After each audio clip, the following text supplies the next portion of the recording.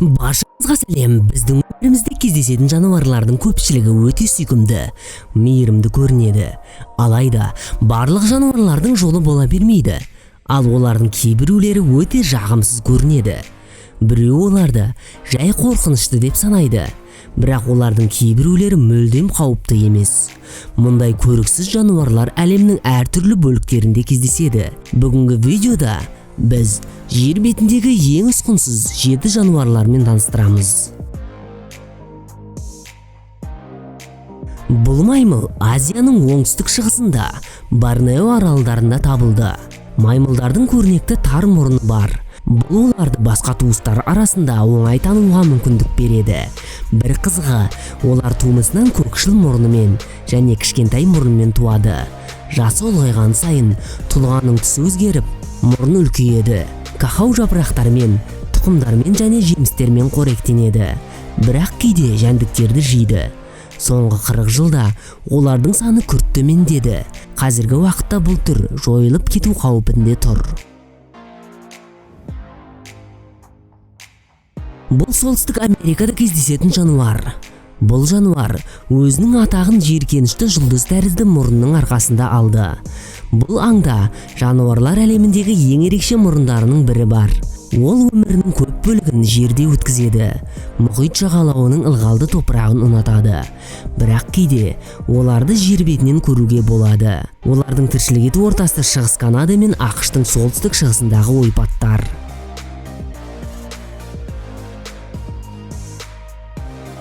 Бұл жаратылыс тек ең ұсқынсыздардың бірі ғана емес.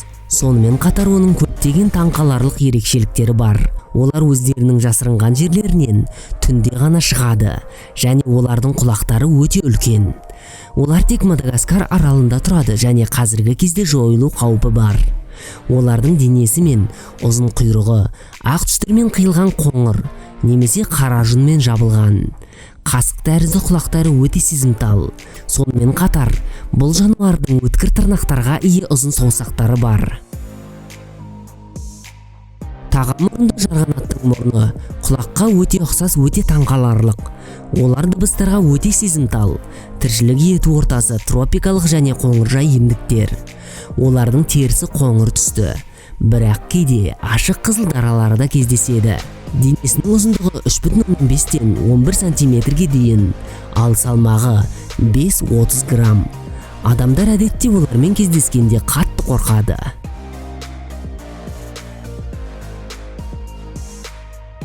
Ол Тынық мұхитының оңтүстігінде тұрады.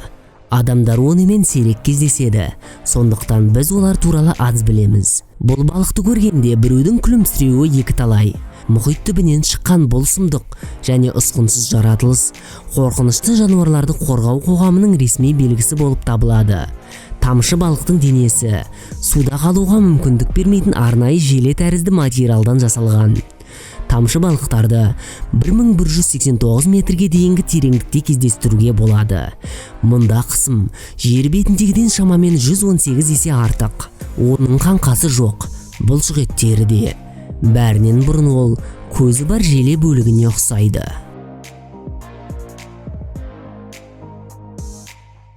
Мұндай балықпен ешкім кездескісі келмейтіні анық.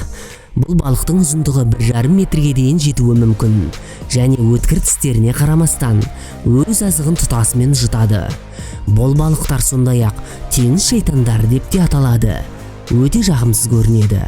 Адамдар оларды сыртқы келбеттеріне байланысты өте ұзақ уақыт бойы тағамға қолданбады.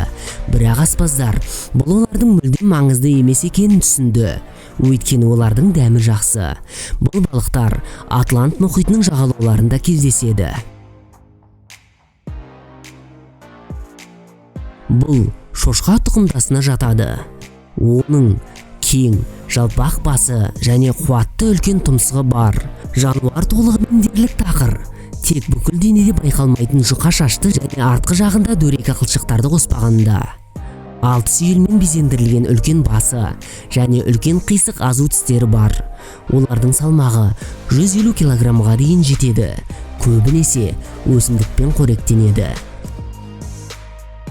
Ал видео қызықты әрі пайдалы болса, лайк басып, достарыңызбен бөлісуді ұмытпаңыздар. Ал жаңа видеоларымызды жиберип алмас үчүн коңуроошаны басып коюңуз.